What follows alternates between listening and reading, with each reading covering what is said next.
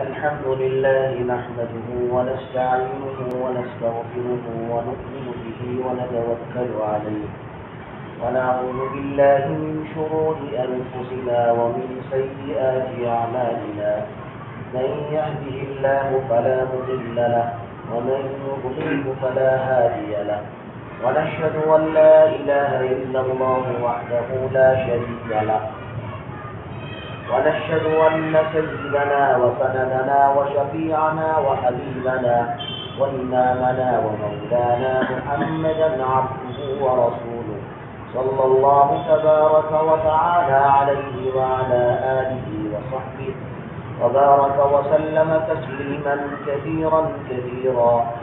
أما بعد فأعوذ بالله من الشيطان الرجيم.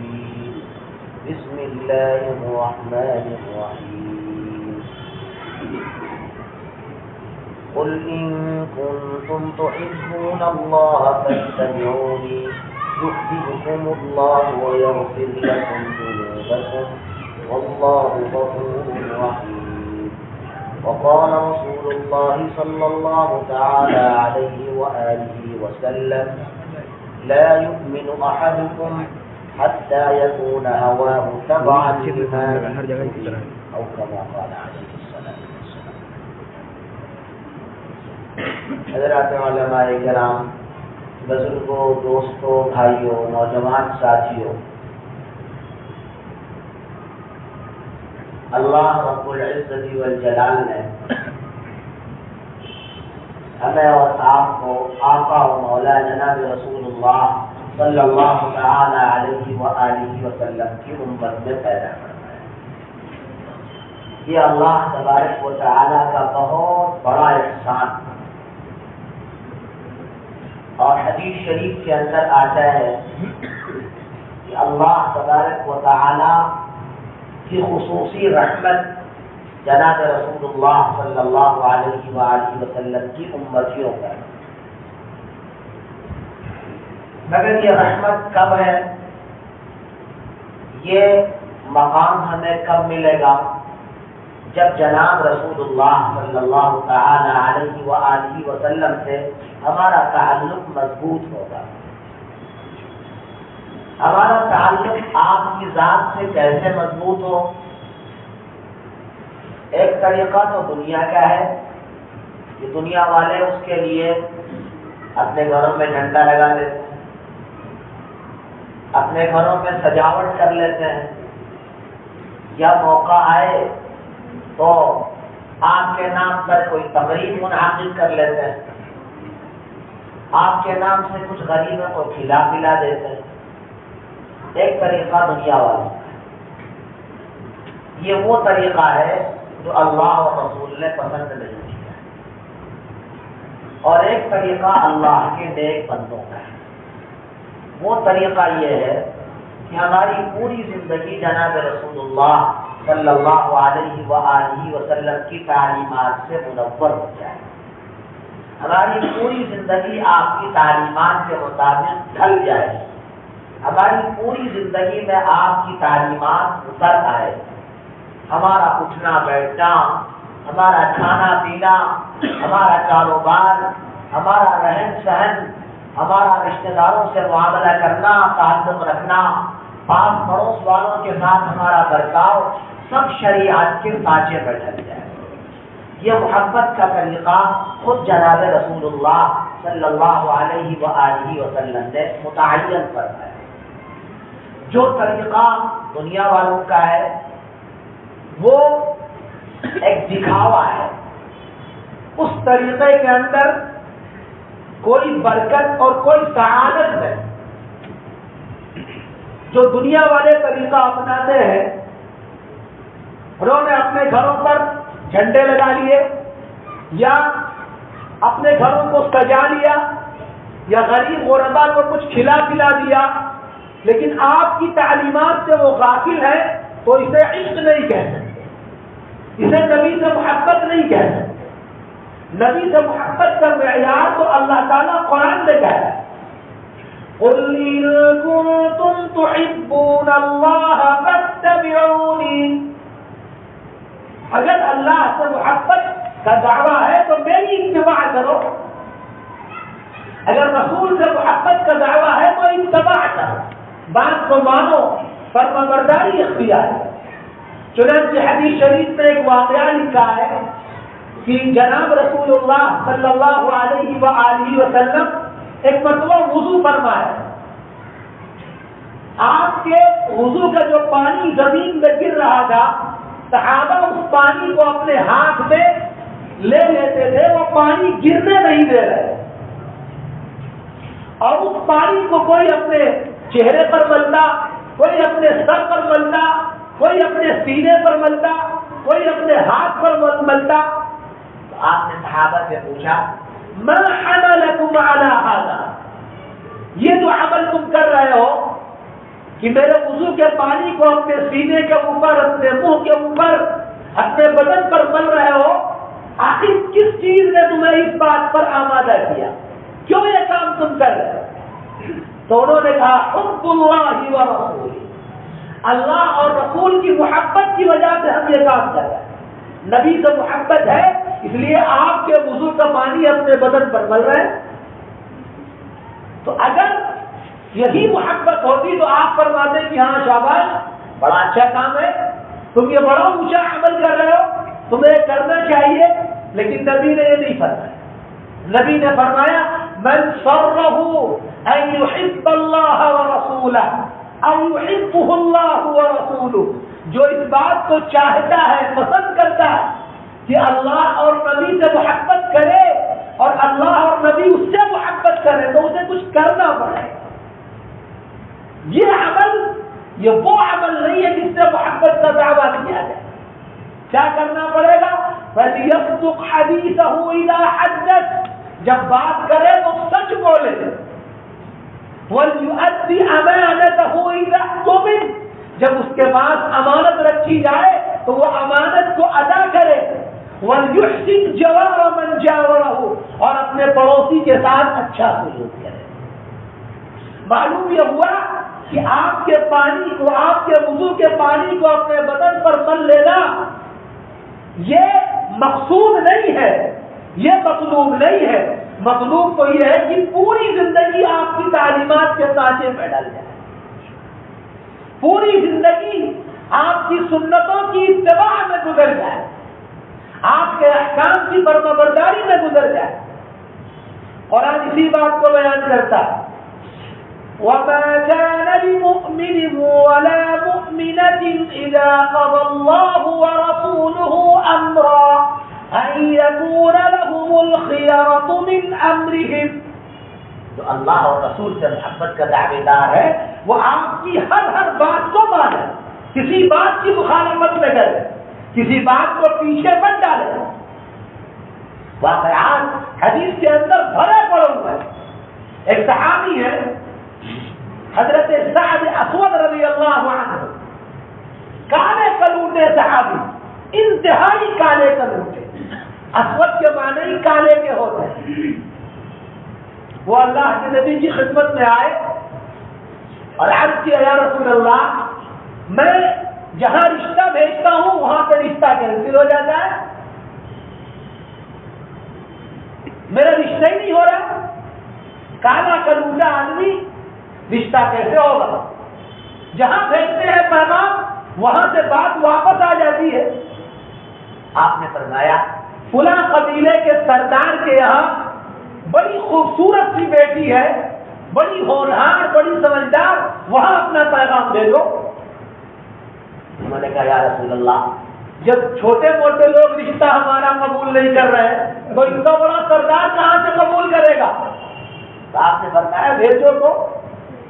وہ کس سے بھیجتے خود ہی پہنچے بیچارے، دروازہ کھٹکھٹایا، کتابوں میں لکھا ہے کہ جیسے ہی اس سردار نے ان کا منہ دیکھا، کالا کلوٹا حبشی آدمی، ہونٹ لٹکے ہوئے، چہرے پر سیاہی، آنکھیں بڑی بڑی، کپڑے پھٹے پرانے، پیروں میں چپل نہیں، دیکھتے ہی فوراً ان کے ماتھوں پر بل پڑ گیا، پیشانی پر شکن پڑ گئی۔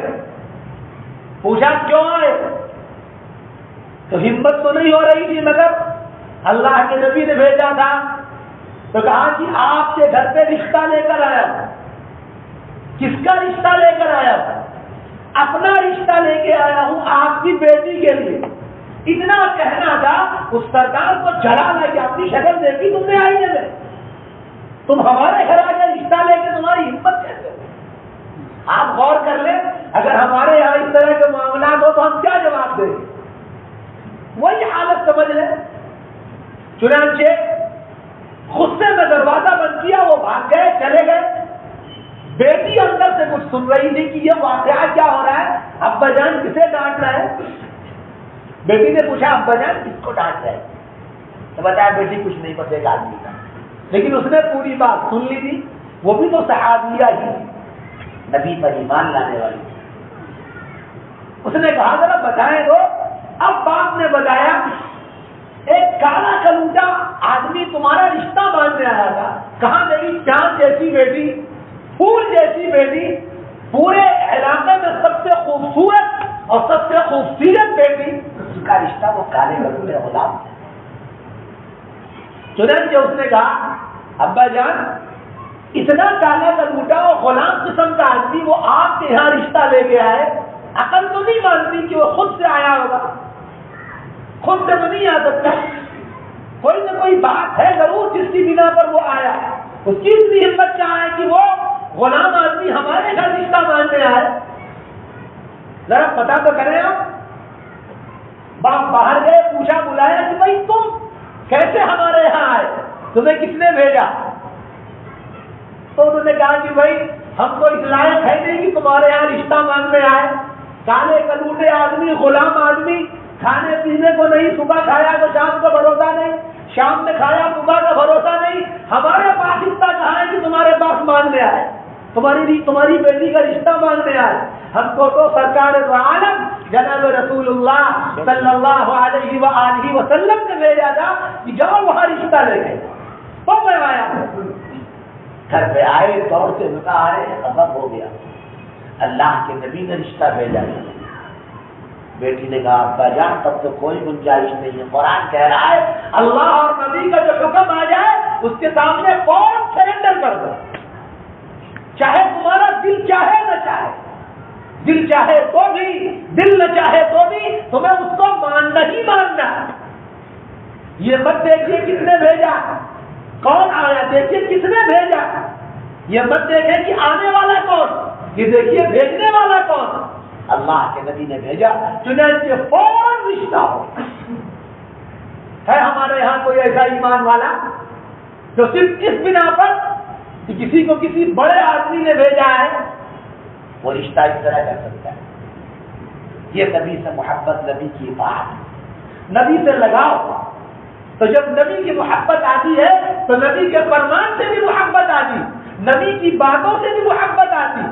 آج ہماری پوری زندگی صرف ظاہری محبت میں، ہماری پوری زندگی باطنی محبت جو حقیقی محبت ہونی چاہیے وہ محبت ہمارے اندر سے بہت دور ہے. عمل کے اعتبار سے، کردار کے اعتبار سے، معاملات کے اعتبار سے، ہر اعتبار سے آج ہم محبت کرنے کے لائق رہے ہی نہیں. یہ دعویٰ کرنے کے لائق ہے ہی نہیں کہ محبت ہم کو نبی سے. زبانی دعویٰ نہیں چلا کرتا. دعویٰ یہ عدالت میں کوئی آدمی دعویٰ کرتا ہے تو اس پر دلیل چاہیے. آپ کوئی مقدمہ اگر کہیں فائل کریں، کوئی دعویٰ دائر کرے تو اس کے لیے کوئی دلیل ہونا چاہیے. اور دلیل نبی کی محبت پر دلیل کیا ہے؟ اطاعت، فرما برداری. اور اطاعت کیسے ہوگی؟ زندگی کے تمام گوشوں میں اطاعت آنی چاہیے، زندگی کے ہر موڑ میں اطاعت آنی چاہیے. کاروبار ہو، معاملات ہو، گھر کے معاملات ہو، شوہر بیوی کے معاملات ہو، ہر معاملے میں اطاعت آنی چاہیے، ہر معاملے. اللہ کے نبی کے صحابہ ان کی جو اطاعت تھی، اللہ اکبر. حدیث شریف میں ایک واقعہ لکھا ہے، ایک صحابی ہے حضرت عبداللہ ابن زید ابن عبد ربہ رضی اللہ عنہ.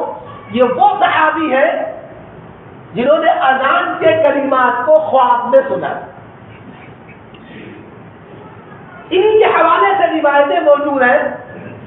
حضرت ابو محذورہ رضی اللہ عنہ اللہ کے نبی کے مؤذن، حضرت ابو محذورہ، نبی کے 4 مؤذن تھے، حضرت بلال، حضرت ابو محذورہ، حضرت عبداللہ ابن ام مکتوم، حضرت سعد القرظ، 4 مؤذن نبی کے. تو حضرت ابو محذورہ رضی اللہ عنہ یہ اللہ کے نبی کے مؤذن. ایک مرتبہ نبی کا لشکر کہیں گیا ہوا تھا، کسی مقام پر صحابہ نے پڑاؤ ڈالا، وہاں پر اذان ہونے لگی. یہ چھوٹے سے بچے تھے، آواز بڑی پیاری، یہ بھی اذان کی نقل اتارنے لگے.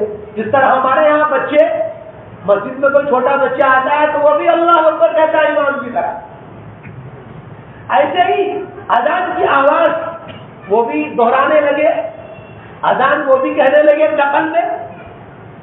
اللہ کے نبی علیہ الصلوۃ والسلام نے ان کو پکڑوایا، بلوایا. وہ لائے گئے، سمجھدار تھے. آپ نے فرمایا کیا کہہ رہے تھے، دوبارہ کہو. تو انہوں نے کہا اللہ اکبر اللہ. اس کو تو مانتے ہی ہو، اس کو تو مانتے ہی نہیں کہ اللہ سب سے بڑا ہے، لیکن یہ نہیں مانتے تھے کہ اللہ ایک، یہ نہیں مانتے، نبی کو نہیں مانتے. اشہد ان لا الہ الا اللہ، اشہد ان محمد رسول اللہ، یہی تو مانتے نہیں. ہم سب مانتے ہی اللہ سب سے بڑا، یہ تو مانتے ہی، لیکن اللہ کے علاوہ بھی بڑا یہ مانتے نہیں کہ اللہ کے علاوہ بھی بڑے. روزی دینے والے، پانی دینے والے جس طرح اللہ ہے اور بھی ہے. یہی شرک تھا، یہی کفر تھا. چنانچہ جب انہوں نے اشہد ان لا الہ الا اللہ اور اشہد ان محمد رسول اللہ کہا تو ذرا آہستہ آواز میں کہا. کیوں؟ ان کے عقیدے کے خلاف. جو بات مطلب کے خلاف ہوتی ہے آدمی زور سے نہیں کہتا، زور سے نہیں کہا. اللہ کے نبی نے فرمایا ذرا دوبارہ کہو. انہوں نے دوبارہ کہا تو نبی نے دوبارہ کہلوایا تھا کہ جو ان کے دل کے اندر اللہ کی وحدانیت کے سلسلے میں کوئی شک شبہ تھا یا نبی کی رسالت کے بارے میں جو شبہ تھا، اس شبہے کو دور کرنا. انہوں نے دوبارہ کہا. یہ نبی نے ان سے دوبارہ کہنے کو کہا. انہوں نے کہا. اللہ کے نبی صلی اللہ علیہ وسلم نے اذان کے بعد ان کے سر پر ہاتھ پھیرا اور ان کے لیے ایمان کی دعا فرمائی، وہ ایمان لے آئے. وہ زندگی بھر، حدیث شریف میں آتا ہے، زندگی بھر جب بھی اذان کہتے تھے اشہد ان لا الہ الا اللہ 4 مرتبہ کہتے، اشہد ان محمد رسول اللہ 4 مرتبہ کہتے. کیوں؟ نبی نے ان کو 2 مرتبہ کہنے کا حکم دیا، 4 مرتبہ کہنے کا حکم دیا. یہ نبی کی بتلائی ہوئی چیز تھی، اس پر اتنا ڈٹ گئے وہ کہ ہمیشہ 4 مرتبہ کہتے. یہ نبی بتا. اور بال ان کے آگے پیچھے کے بال تو کٹ جاتے تھے، مگر یہ آگے کے بال نہیں کٹتے تھے. یہ آج کل کا فیشن نہیں ہے کہ جیسے آج کل کا فیشن ہے کہ یہاں والا اتنا بڑا بڑا، یہاں والا یہ منڈا. یہ قذف ہے، حدیث شریف میں منع کیا گیا ہے. نہا رسول اللہ صلی اللہ علیہ وسلم عن القذف. آپ نے ایسے بالوں سے منع فرمایا کہ جو بال ایک طرف بڑے ہو اور ایک طرف چھوٹے ہو. یہ نبی کی منع کی ہوئی چیز ہے، اور نبی نے جو منع کیا وہ ناجائز ہے. بات صاف، جو نبی نے منع کیا وہ ناجائز ہے. حدیث شریف میں صاف منع ہے. ہمارے نوجوان بچے آج فلمی ہیرو کے اسٹائل میں ایک سے ایک طرح بال رکھتے ہیں. بال برابر، بڑے ہو تو سب بڑے ہو، چھوٹے ہو سب چھوٹے ہو. ایسا نہ ہو کہ یہاں والے اتنے بڑے بڑے اور یہاں والا منڈا. خدا جانے کیسا لگتا ہے، آدمی کو اچھا کیسے لگتا ہے. اس میں تو حسن معلوم ہی نہیں پڑتا. حسن تو یہ ہے کہ یا تو پورے بال بڑے ہو یا تو پورے بال چھوٹے ہو. نبی نے یہی کیا ہے. یا تو اللہ کے حبیب نے بال اپنے کندھوں تک رکھائے ہیں یا اپنے کانوں تک رکھائے یا کندھوں اور کانوں کے درمیان تک رکھائے. کسی طرح کا بال پورا رکھا ہے نبی نے. یہ نہیں کہ صاحب یہاں والا تو اتنا بڑا بڑا ہو اور یہاں والا پورا منڈا ہو. یہ آج کل کے زمانے کا فیشن ہے. یہ منع ہے حدیث شریف میں، یہ جائز نہیں ہے، نبی کی منع کی ہوئی چیز ہے. اس واسطے بال ہو تو پورے ہو، پورے بڑے ہو پورے چھوٹے ہو. کتنا بڑا رکھا ہے منع نہیں کیا گیا آپ کو، لیکن اس سے ضرور منع کیا گیا کہ بالوں کو چھوٹا اور بڑا ملا کے رکھے، یہ منع کیا گیا. تو ان کے یہاں کے بال اتنے بڑے بڑے، یہاں کے بال چھوٹے رہتے تھے. تو کسی نے کہا کہ آپ اس طرح کا بال رکھتے ہیں، یہاں والے بال اتنے بڑے بڑے، یہاں والے بال چھوٹے چھوٹے. ان کا جواب سنیے اور ان کے عشق کی داد دیجیے. فرماتے ہیں کہ میں وہ بال کیسے کاٹ دوں جس پر آقا نامدار جناب رسول اللہ صلی اللہ علیہ وسلم کا دست مبارک پھرا ہوا، میں وہ بال کبھی نہیں کاٹتا۔ یہ نبی سے لگا، نبی سے محبت، اتنا بڑا بڑا بال، مگر یہ بال کاٹنا گوارا، نبی کے عشق میں کاٹنا گوارا۔ جب نبی کا عشق ہوتا ہے تو آدمی کو یہ تمام چیزیں اچھی لگتی ہیں۔ بعض صحابہ کے بارے میں لکھا ہوا ہے، حضرت انس رضی اللہ عنہ وہ کدو کی سبزی نہیں کھاتے تھے، لیکن بعد میں ان کو معلوم ہوا کہ نبی کی سنت، نبی کے خادم تھے، اور جب ان کو معلوم ہوا فرمایا کہ آج کے بعد سے مجھے کدو سے اچھی کوئی سبزی لگی ہی نہیں جو ہمارے نبی کی پسند۔ یہ نبی سے محبت، ہماری محبت کیسے؟ ذرا غور کر لیجئے میرے بھائیوں، ہمارا لباس، ہماری شکل و صورت کس طرح کی ہے؟ نبی کی شکل، نبی کا لباس، اللہ کے حبیب صلی اللہ علیہ وآلہ وسلم اپنے چہرے مبارکہ کو داڑھی سے سجاتے تھے۔ آج ہمارے بھائی عشق نبی کے دعوے دار ہیں، اگر ہم میں سے کتنوں کے چہرے پر داڑھی ہے؟ میں کوئی اعتراض نہیں کر رہا، میں ایک بات بتا رہا ہوں، نبی کی سنت، نبی سے عشق، عشق اسی کا نام کہ آپ نبی کے سانچے میں ڈھل گئے، نبی کی تعلیمات کے سانچے میں ڈھل گئے، اسی میں ڈھل گئے۔ غور کیجئے، جناب رسول اللہ صلی اللہ تعالی علیہ وآلہ وسلم سے محبت اور تعلق ہے، گھر کے اندر، باہر کے اندر، ہر معاملے میں، دکان پر بیٹھے اپنا کوئی بھی نقصان ہو جانے دیجیے، شریعت جو کہتی ہے، جو نبی نے فرمایا، کاروبار اسی کے مطابق ہے، کاروبار اسی کے مطابق ہے۔ معلوم ہوا کہ آج لوگ نماز بھی پڑھتے ہیں اور دکان میں بیٹھ کے بےایمانی بھی کرتے ہیں، یہ کون سی بات ہے؟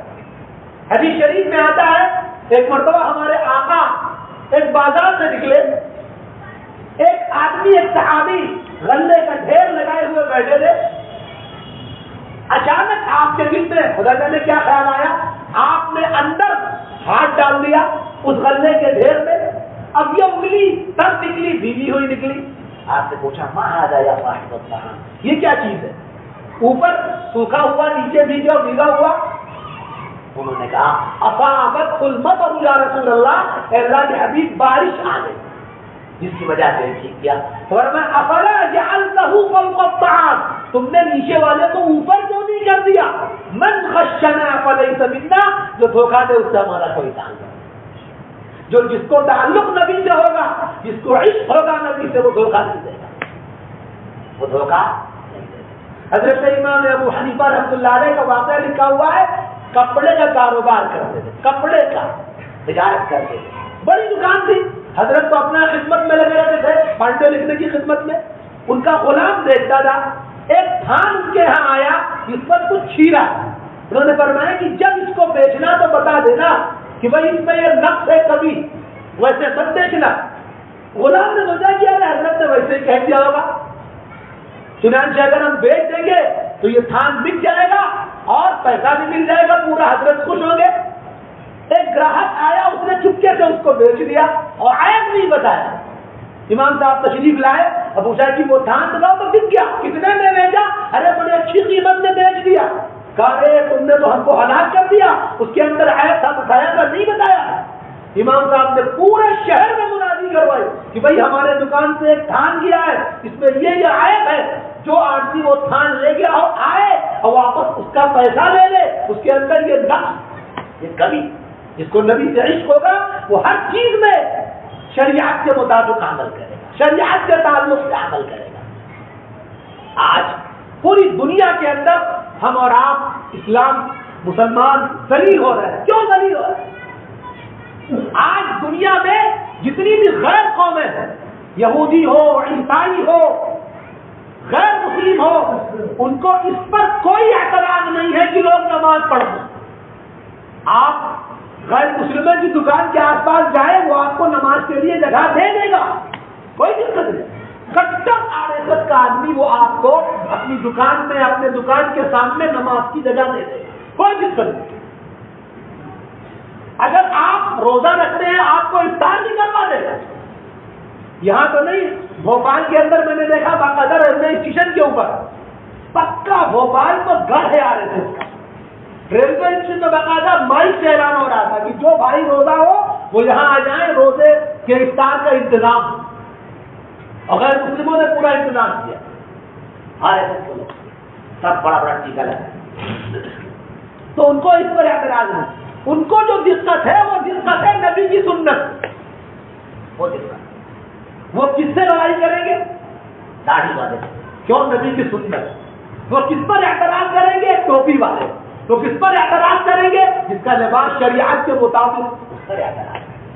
بس میں آپ چلے گئے، بس میں آپ چلے گئے، بیٹھ گئے، اگر مسلمان ایک نہیں 50 بیٹھے ہو اور کوئی شرعی لباس میں نہ ہو، انہیں کوئی دقت نہیں، کوئی دقت نہیں۔ لیکن اگر اسی میں کچھ بدماش قسم میں غیر مسلم ہے اور کچھ متعدد قسم کے لوگ ہیں، اگر کوئی شریعت پر عمل کرنے والا آدمی بیٹھا ہوا ہے، شریعت کے لباس میں بیٹھا ہوا ہے، اس کو دیکھ کر ضرور کمنٹ کریں گے، ضرور کوئی نہ کوئی تبصرہ آپ کریں گے۔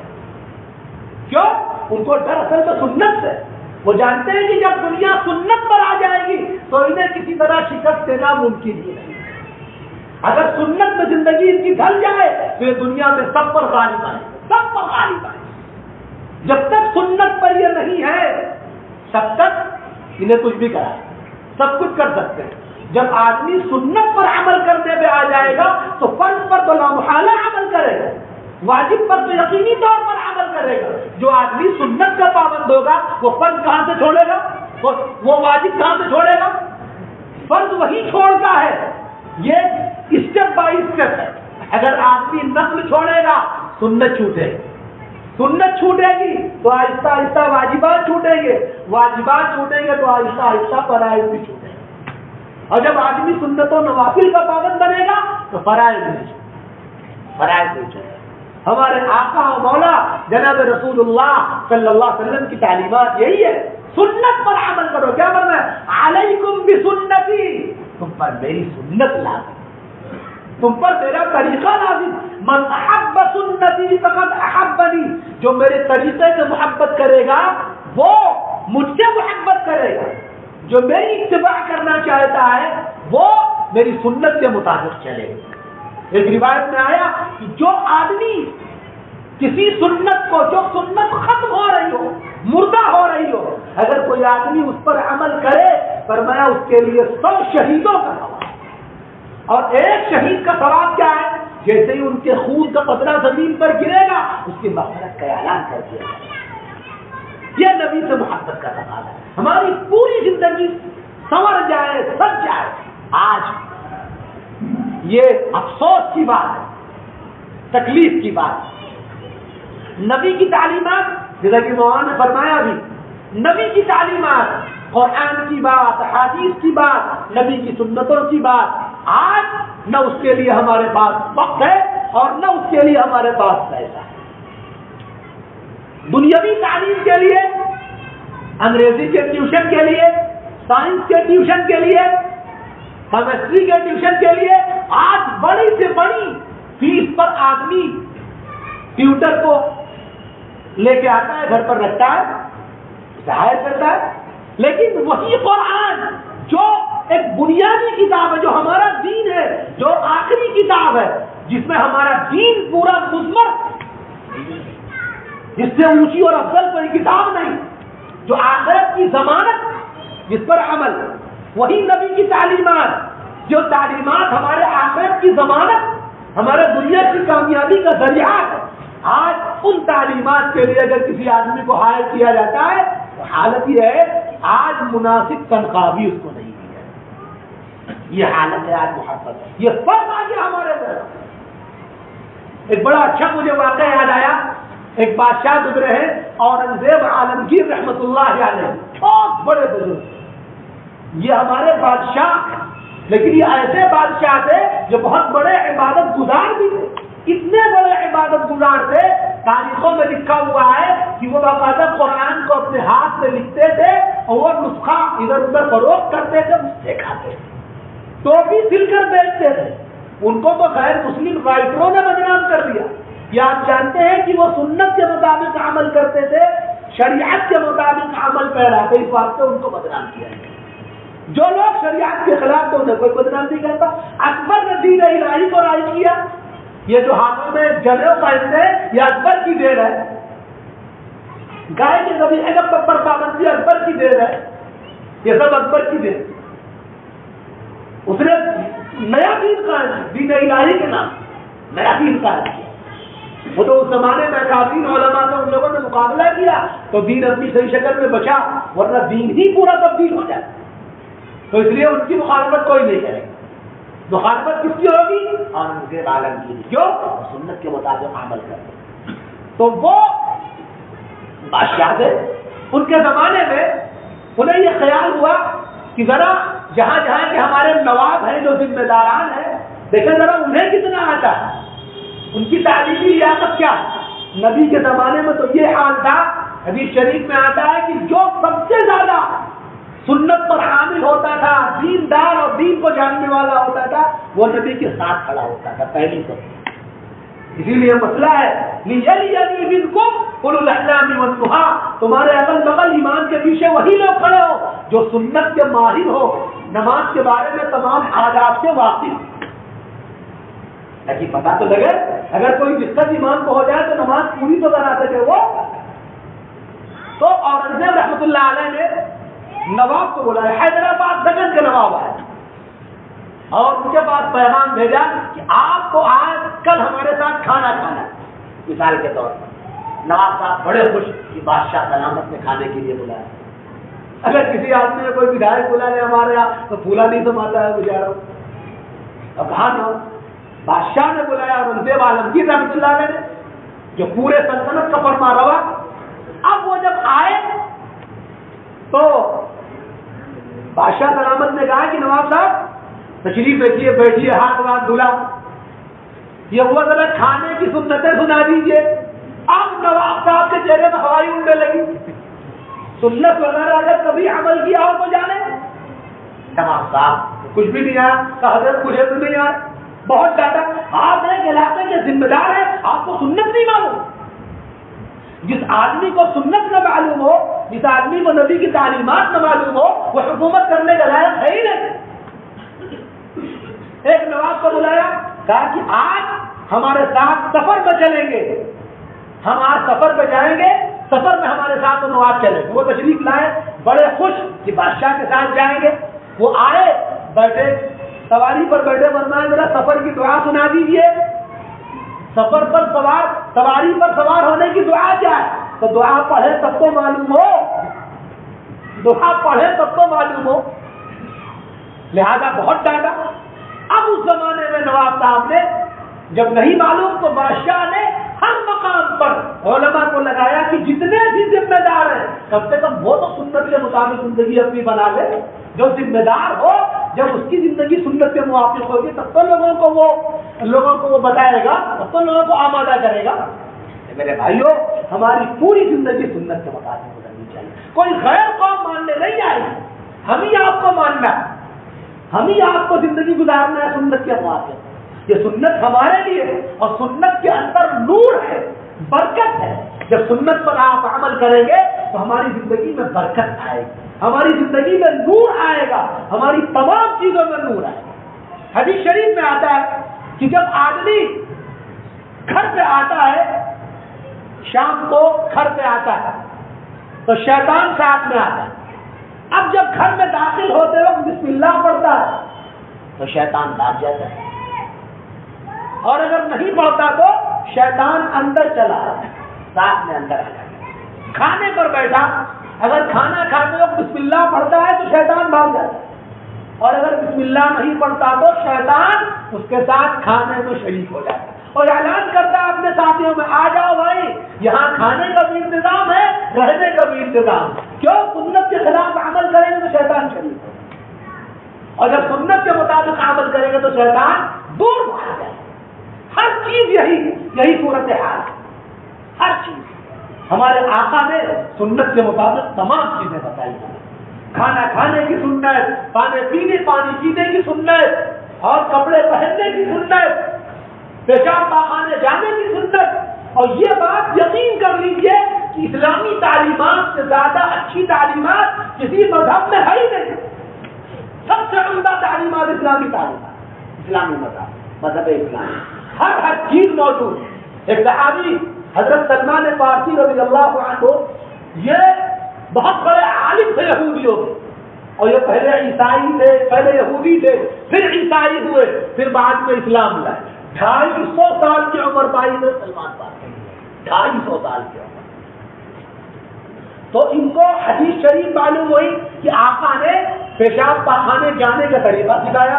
تو یہودیوں نے اعتراض کیا کہ ارے تمہارے نبی پیشاب پاخانہ جانے کی بات سکھاتے. فرماتے کہ ہاں اسلام کی خوبی ہے یہ کہ وہ پیشاب پاخانہ جانے کو جائے سے کیسے جائے، دعا پڑھ کے جائے. اس لیے کہ شیطان حدیث شریف میں آتا ہے یہ پیشاب پاخانے کے مقام پر خبیث رہتے ہیں، شیاطین رہتے ہیں.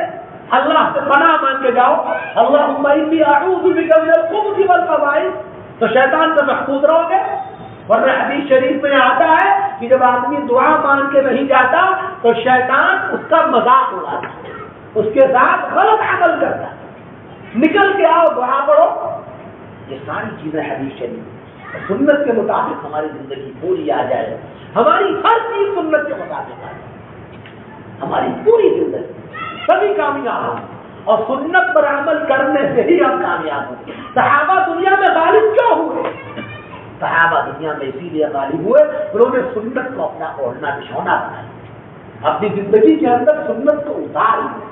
ہر عمل میں سنت، ہر چیز میں سنت. صحابہ کبھی سنت کے خلاف عمل کرتے ہی نہیں. ایک صحابی کا واقعہ لکھا ہے حضرت خریم ابن فاطق رضی اللہ عنہ، ان کے بال اتنے بڑے بڑے اور کپڑا ان کا پیجامہ ان کا یہ ٹخنے سے نیچے رہتا ہے. تو آپ نے فرمایا خریم بڑا اچھا آدمی ہے، کاش کہ اگر اپنے بال چھوٹے کر لیتا اور اپنا کپڑا اپنا اداب اوپر کر لیتا. کسی موقع پر کسی نے بتایا کہ اللہ کے حبیب نے یہ فرمایا تمہارے بارے میں. اگلی مرتبہ جب آئے بڑے شوقین بال کے، پورا بال کٹا گیا اور پیجامہ بجائے یہاں کی جہاں آدھی کچھ یہ نبی کی سنت سے لگاؤ. تو جب اس طرح کا لگاؤ دیوانہ پن ہو جائے گا نبی کی سنت پر عمل کرنے کے اعتبار سے، تو انسان کامیاب، انسان کی زندگی کامیاب ہوگی. اور یہ شروع کہاں سے ہوگا؟ شروع ہوگا اپنے بچوں سے. اپنے بچوں سے شروع کریں، اپنے بچوں کو ان تعلیمات پر عمل کریں. اس کا طریقہ کیا ہے؟ ہر چیز میں کھانے بیٹھے تو سب سے پہلے بچوں سے کھانے کی سنت سنی جائے، کھانے کے آداب سنے جائے، کھانے کی دعائیں سنی جائے. صبح ہو ناشتے پر بیٹھے صبح کی دعا سنی جائے، گھر سے باہر نکلنے کی دعا سنی جائے. حدیث شریف میں آتا ہے کہ جب آدمی گھر سے باہر جاتا ہے دعا پڑھتا ہے بسم اللہ آمنت باللہ توکلت علی اللہ ولا حول ولا قوت الا باللہ، تو فرشتے اس کے ساتھ لگ جاتے ہیں اور فرشتہ دعا کرتا ہے تمہاری حفاظت کی جائے اور تم کو تمہارے مقصد میں کامیابی ہو. فرشتے جو معصوم ہیں جن سے گناہ ہو ہی نہیں سکتا، جب وہ دعا کر رہے ہیں ظاہر سی بات دعا کا قبول ہو. تو یہ سنت کا فائدہ ہے. اللہ تعالیٰ کی حفاظت ساتھ میں آئے، اللہ تعالیٰ کی نصرت ساتھ میں آئے. تو اس کا طریقہ یہ ہے کپڑا پہننے کا ٹائم آئے تو بچوں کے کپڑا پہننے کی سنت سنی جائے، اس کی دعا سنی جائے. حدیث شریف میں آتا ہے آدمی کپڑا پہنتا ہے نیا کپڑا، اگر وہ دعا پڑھ لے اور سنت کے مطابق لباس پہن لے، جب تک یہ کپڑا بدن پر رہے گا تب تک آپ کو ثواب ملتا ہے. بتائیے ہر عمل میں سنت. گھر میں آپ گئے، آپ کا بچہ سامنے ہے، دوڑتا ہوا آ رہا ہے، ابو کہیں گے ایک طریقہ تو ہے کہ فون اٹھا لے گول میں. علماء نے لکھا ہے کہ ہاں رک جائیں 1 منٹ کے لیے اور پہلے اپنے ذہن میں یہ بات دوڑائیں کہ بچوں کو کھلانا بھی نبی کی سنت ہے. اب اگر اٹھائیں گے تو آپ کو سنت کروا دیں. آپ گھر کے اندر کھڑکی لگاتے، روشن دان لگاتے، مقصد یہ ہے کہ ہوا آئے گی. ہوا تو ویسے بھی آئے گی، ارادہ کریں تو بھی آئے گی، نہ کریں گے تو بھی آئے گی. اگر یہ نیت کر لیں اس روشن دان سے اذان کی آواز آئے گی، اسی روشن دان لگانے پر ثواب مل جائے گا. آپ یہاں سے مسجد جا رہے ہیں، بازار جانا ہے سامان لینے، ایک ایک طریقہ تو یہ ہے کہ سامان لانے چلے جائیں نماز پڑھ لیں گے، ایک طریقہ تو یہ ہے، اور دوسرا طریقہ یہ کہ نہیں نماز پڑھنے جا رہے ہیں سامان بھی لیتے آئیں گے، بھی اور ہی کا فرق، نماز پڑھنے جا رہے ہیں سامان بھی لیتے آئیں گے، تو آپ کو پورے راستے میں نماز پڑھتے جاتے ہوئے پورے راستے میں ثواب ہے، ہر قدم پر ثواب ہے۔ اور اگر یہ نہیں ہو کہ سامان لانے جا رہے ہیں نماز بھی پڑھ لیں گے، اب وہ ثواب نہیں ملے گا، مقصد آپ کا وہ ہو، یہ ہے فائدہ۔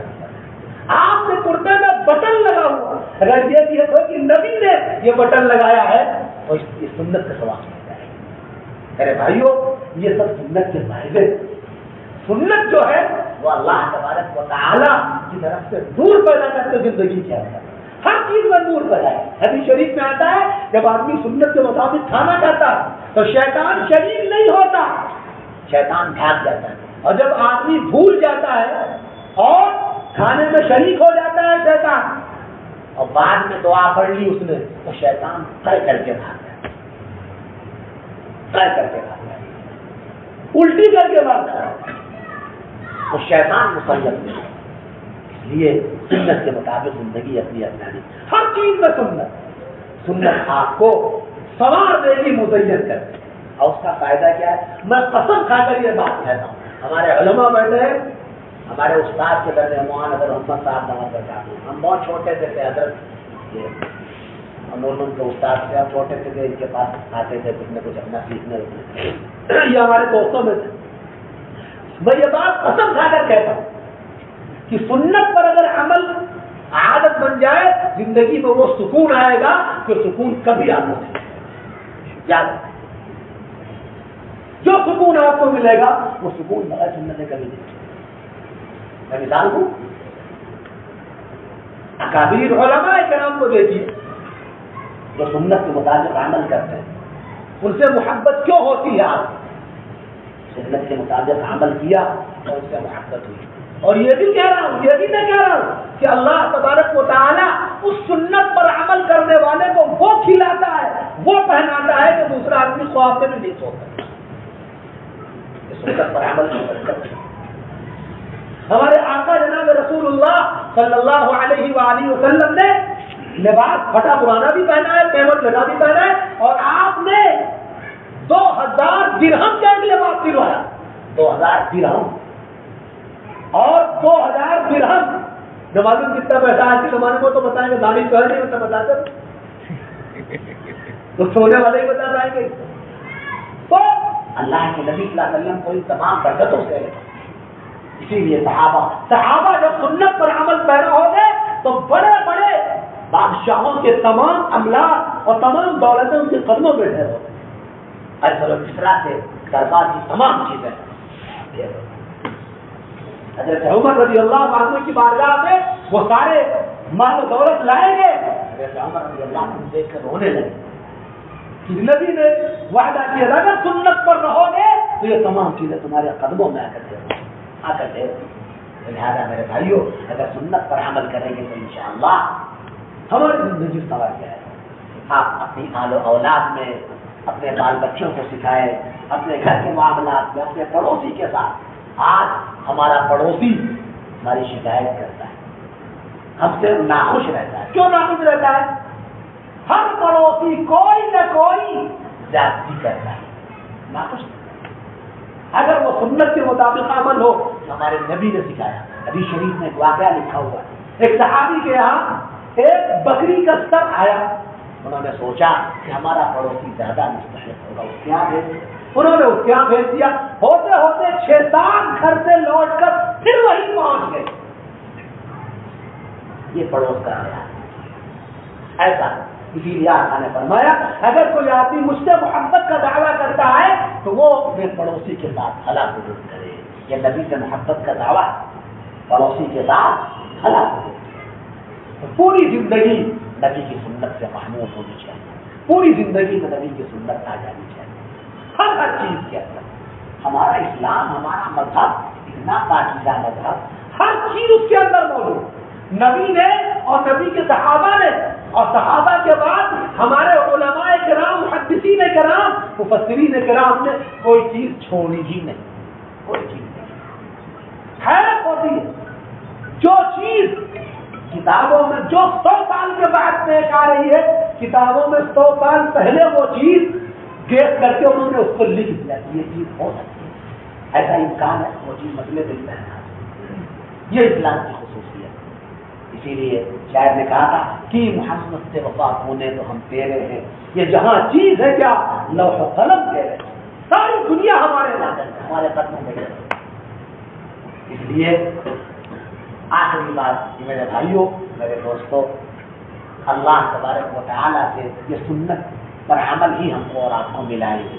اگر سنت پر عمل ہوگا تو اللہ سے ملنا آسان ہو جائے گا، نبی سے ملنا آسان ہو جائے گا۔ حدیث شریف میں آتا ہے جو سنت پر عمل کریں گے اللہ کے نبی جناب رسول اللہ صلی اللہ علیہ وآلہ وسلم حوض کوثر پر خوشی خوشی ان کو جام کوثر میں ان کی شفاعت فرمائے، ان کی شفاعت فرمائے۔ اسی لیے حدیث شریف میں آتا ہے جو سنت کو چھوڑے گا لن تنلہ شفاعتی، اس کو میری شفاعت نہیں ملے۔ اور نبی کے شفاعت کے علاوہ شفاعت کس کی ہوگی؟ اور نبی شفاعت کرے، اور جو شفاعت ہوگی وہ تو نبی کے ذمہ میں ہے۔ اس لیے سنت اپنی زندگی میں بسانا چاہیے ہر چیز کے اندر۔ اللہ تبارک و تعالی ہمیں بھی اور آپ حضرات کو بھی عمل کرنے کی توفیق عطا فرمائے۔ آمین و آخر دعوانا ان الحمد للہ رب العالمین۔